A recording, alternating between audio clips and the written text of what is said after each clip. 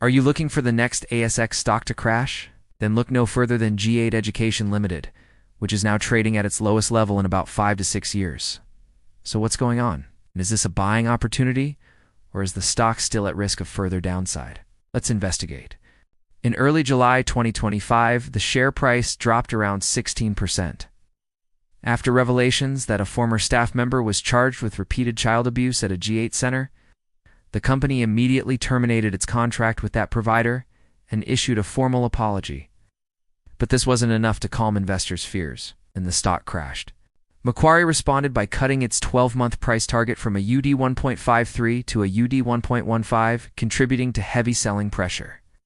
However, this negative news flow is only part of the story. In reality, the stock has been under pressure for quite some time due to weak underlying fundamentals.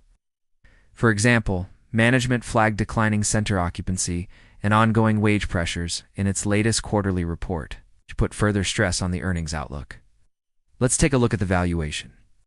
On a PE ratio basis, the shares are currently trading on a trailing PE of around 12.8 times as of July 2nd, 2025. This is well below its 5-year median of 17.25 times and is only slightly above the low end of its historical range.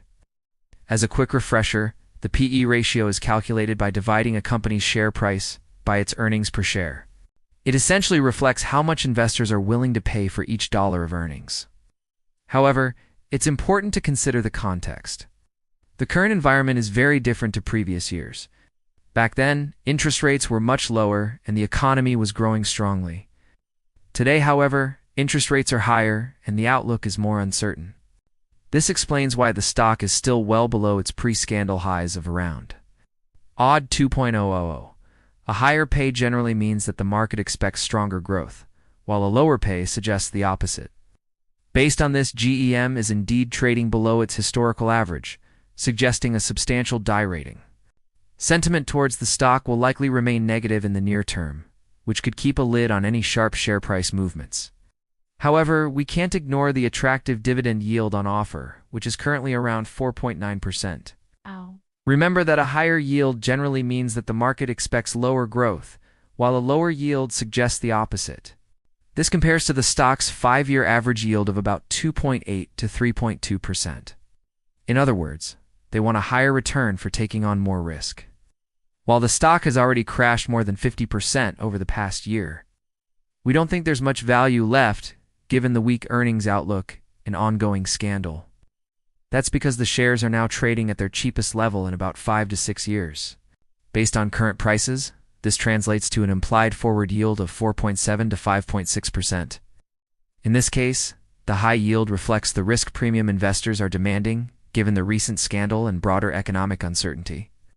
Disclaimer: we have not received any compensation for making this video. However, please note that this is not financial advice. Based on this analysis, G8 Education appears to be fairly valued at current levels. Otherwise, you could end up holding on too long and crystallizing losses. That being said, if you're a long-term investor with a high-risk appetite and can stomach the volatility, then the stock could be worth considering. Of course, if you do decide to invest, it's crucial to have a solid plan in place for when to take profits. What do you think? Is G8 Education a buy, hold, or sell? Let us know your thoughts in the comments below.